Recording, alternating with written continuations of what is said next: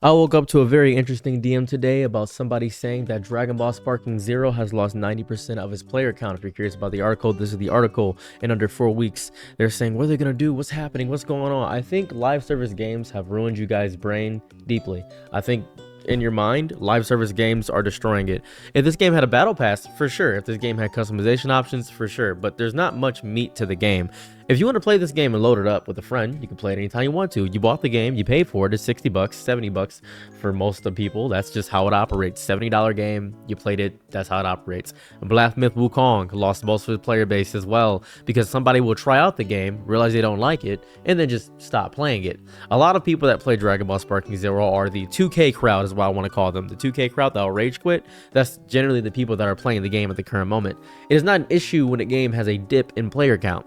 It is a very natural course of most fighting games. Guilty Gear Strive, Dragon Ball FighterZ, they try the game out, realize that, oh, this is the hype of the new Dragon Ball game, but then they realize they never played a Tenkaichi game, or they just don't like Tenkaichi Arena Fighters, because the game is the godfather of Arena Fighters. They may not like that. They may be seeking more technical games. A lot of people were really hype about the initial release of the game, but a lot of people aren't actually playing the game. Now, if we just look on PC stats, if we see it right now, we can see that Dragon Ball Sparking Zero has 16,000 in the last 24 hours and 14,000 right now. This is what we have. Now, we've seen a few dips, time zones, things of that variety. People go to sleep. It's still maintaining around that healthy 10,000 mark. I think 10,000 players in a game is healthy. Now, 122,000. Whoa, that's a big number. That means the game's dying. It doesn't really. No, it has about the same as much as Brawlhalla. Brawlhalla never reached a peak of 100,000, but that's simply on PC. And other games follow this trend as well. This isn't an issue of the game ruining itself or something of that variety. This is the natural course of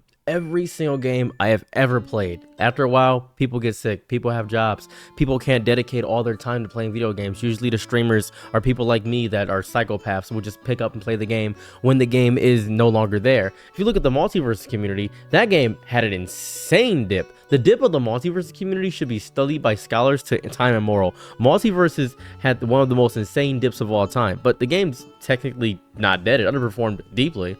Multiverse underperformed to a wide margin, but the game isn't dead on arrival. It's not gone. It still has a player base of some capacity. I don't consider the game completely dead, especially this one. Now, Multiverses had this is just a dig at Multiverses, and I apologize if there's any secret Multiverses players out here. I apologize deeply, but Multiverses had one of the biggest dips in gaming history. It was insane. Multiverses' game dip was psychotic because it went from, I believe it was 1 million to about 1,000. I believe that's what it was. It had a crazy dip or something of that variety, and that should be more of an alarm for most people. Is 153,000 to 1,000. Now, Multiverses has been out much longer, and we may see this with Dragon Ball Z. But Dragon Ball Z isn't a game where you continually figure out the meta and the skills and things of that variety, because the game is broken, the game is busted, the game is a busted mess of a game.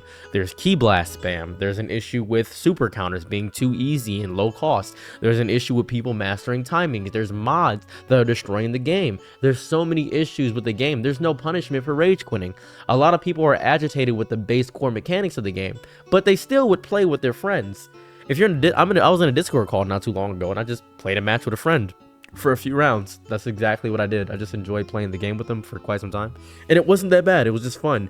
The game is dumb, nonsensical fun. It isn't a competitive meta where you got to continually jump on the game and do all these things, because there's not much to do.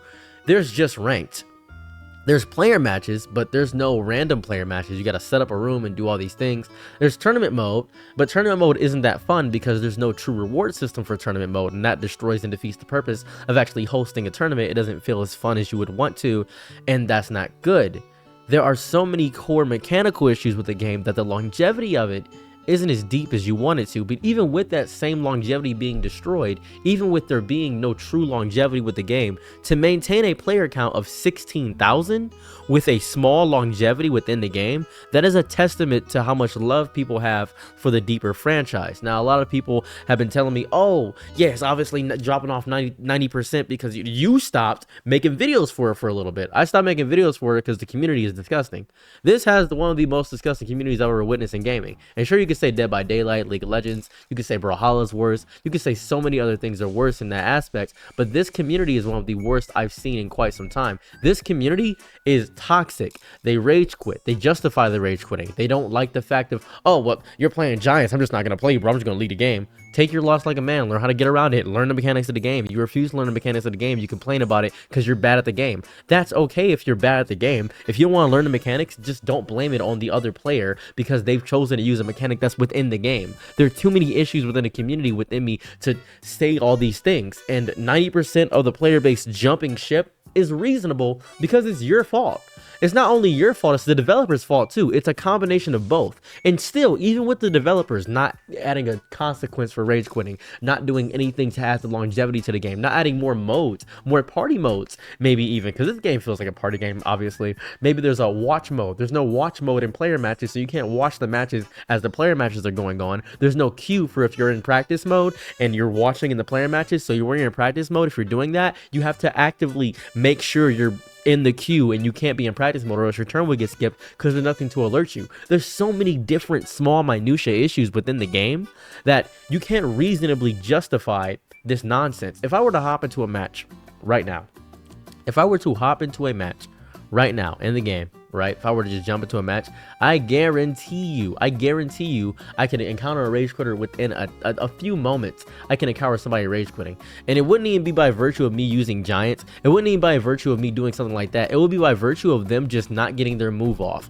Broly spammers, when they don't get their Ki Blast charge off, they will leave the match. They would just leave. They'll just get up out the match and rage quit. And we'll have people like Flamsy on Twitch, Flamsy. He's somebody that agitated me deeply recently, so he's fresh in my mind. And there's another person that was on TikTok live. He was agitating too. There are people that are just justifying the rage quit because they're saying, there's no punishment for it, so why do I gotta stay for the match? You're wasting all of our times. And when somebody's time is not rewarded in a reasonable way, like let's say somebody does rage quit or somebody does give up and somebody doesn't want to play that, well, guess what? It doesn't feel good. It doesn't feel good to have your rewards completely stripped of you. It feels disgusting. You feel like you're actively ruining a deep part of what makes this core unity, what makes the game fun in itself. That isn't good. To people justifying it, to people saying that it's regular, it's commonplace, this should be a normal thing. This is a normal thing for most people. This is normal. This isn't normal. This isn't normal to have this much toxicity, this many people complaining that deeply about all of it, because Dragon Ball Z is a global phenomenon and it's hitting every benchmark and it's hitting everything. People were super excited when the game first released. Understandable.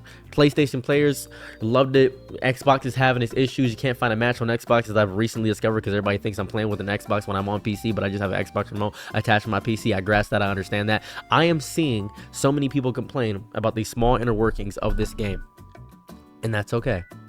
That's a reasonable thing to complain about. I am not shafting or pushing back your complaints. I really am not. What I am saying, though, is that a 90% dip isn't the end of this game. DLC is going to come out. People are going to come back right to the game. You're going to see it go back up to 50,000 for a day, then go right back down. You're going to see all these dips and high and lows, but that's regular. Here goes the bigger issue, though. With games like Fortnite, or Dead by Daylight, or games with battle passes like Call of Duty, and games that you play regularly, you see that, a new event is going to bring players back, a new season is going to bring players back, this is going to bring players back, this is going to bring players back. It becomes this issue where if you're not running a live service game, you are ruining your game for some reason, and people are so disgustingly weird about it. I think the issues stem from Fortnite. Right, I think it all started from Fortnite. Fortnite right now has a 3,900,000 players in the game. It's a free game. You don't got to pay for it. You can put V-Bucks into it. But 11 million was the peak. Now, 11 million to 3 million, that's a big dip. It lost so many of its players. Whoa, what happened? That's just regular. That's what happened. I think that's about 70% maybe. I think it's about 70%. No, it's more than 50 because 3 million plus 3 million plus 3 million. That's a big dip. This might be a 70% drop off. That's crazy. Whoa, I can't believe it lost that many players. And even if we go to the 4 million, it's still a big drop. So many players are gone. No, it's not so many players are gone. It's the fact of the matter of, guess what? Even when it was at 1 million players, even when it was at these numbers, was at 2 million, all these numbers, it's still good. The game isn't dying. You are so obsessed with a game that has battle passes, live service, that has reward mechanics, that has all these things, that when a game doesn't have anything and it's just good by virtue of having a complete game, because Dragon Ball Sparking Zero is a complete game with a few bugs. Few bugs that have spam and a lot of these issues and exploits you can do, but it's a very full game. It's been a long time since I paid $70 for a game and felt like, okay, yeah, this story mode's pretty good. I like it. They could have given more Vegeta more stuff. I would have appreciated that. But by golly, this is the game. This is what we wanted. This is Dragon Ball, ladies and gentlemen. This is exactly what we wanted. This is what we've been praying for, craving for. This is where all those mods. I don't know if you guys were there during the great mod surge of Dragon Ball Z with the Budokai Tenkaichi 4. I don't think you guys were around for that. I have no idea if you guys were around for that. There was this whole thing. Where people were modding the entirety, and I mean the entirety, of Dragon Ball Z Budokai Tenkaichi 3. They were adding Super Saiyan God into the game. They were doing all this stuff with Beerus. They were doing everything in their power to add him into the game because they wanted it. They had whole voice dialogues. They ripped it from the Super Anime, put it in there, and they had the whole story mode. They did all this stuff, all this effort. They had the Tournament of Gods all on the side. There's a whole playlist of all this, and there was even deeper mods, all done by the Spanish community, just in general. And it was amazing to have that. That community, that very same community, is now experiencing this game.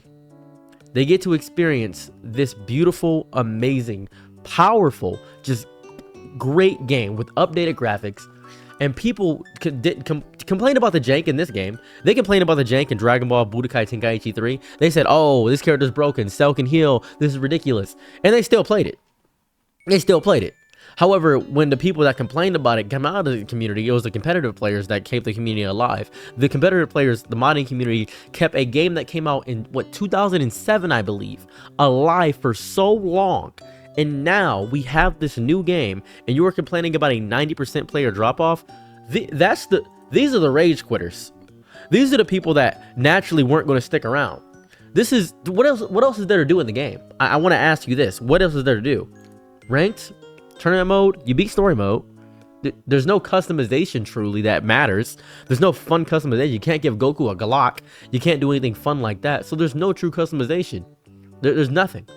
You're not playing towards anything. You're playing to have fun. You're playing to enjoy Dragon Ball Z for what it is. And the fact that it's just 90 jumped off just from that alone, because the attention span of people has gotten so bad. It has gotten so bad. I am impressed and shocked that alone is just the dip we've seen. We should be seeing a much more massive dip than just a small number like that. We should be seeing insane dips. We should be seeing a 98, 99% gone. We should be seeing people not even loading the game, but people still love Dragon Ball Z that much because it's just a fun game to play. This isn't a bad thing. That's all I'm going to reiterate. I really want to just reiterate, this isn't a bad thing. Stop thinking this is a live service game. This is a video game. Video games people stop playing. They have lives outside of it. You're so obsessed with the fact that you got to play a video game. It has to maintain the high player count that you are beginning to realize that other games exist. And people like games with variety in them. There's so much to do in Fortnite, Lego Fortnite, things like that. There's stuff to do in Brawlhalla. There's player matches. You can spectate. It's 4 players. It's free as well. There's a lot to do. So don't be upset about a 90% player drop off. And messaging me and telling me about the drop off, I appreciate you telling me about that. And I'm making this video for you, the Razor 6. Specifically you, because you messaged me. Razor, you got a shout out now. There you go. Bye.